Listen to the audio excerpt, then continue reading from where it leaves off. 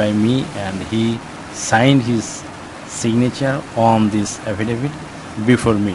অতঃপর অ্যাডভোকেট লিখে এখানে অ্যাডভোকেটের সিল এবং স্বাক্ষর তারিখ সহ দিয়ে এটাকে নোটারি করে দিতে হবে। তাহলে হয়ে যাবে একটি সম্পূর্ণ স্পন্সরশিপ অ্যাফিডেভিট বা প্রপার্টি অ্যাফিডেভিট বা ফিনান্সিয়াল স্টেটমেন্ট অ্যাফিডেভিট, যাই বলুন না কেন।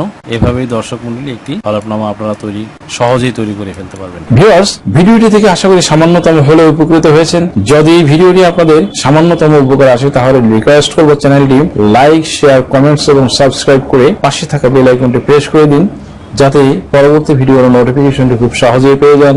সো আজকের মতো এখানে শেষ করছি। দেখা হবে অন্য কোনো দিন, অন্য কোনো ভিডিওতে, অন্য কোনো আইনি কন্টেন্ট নিয়ে।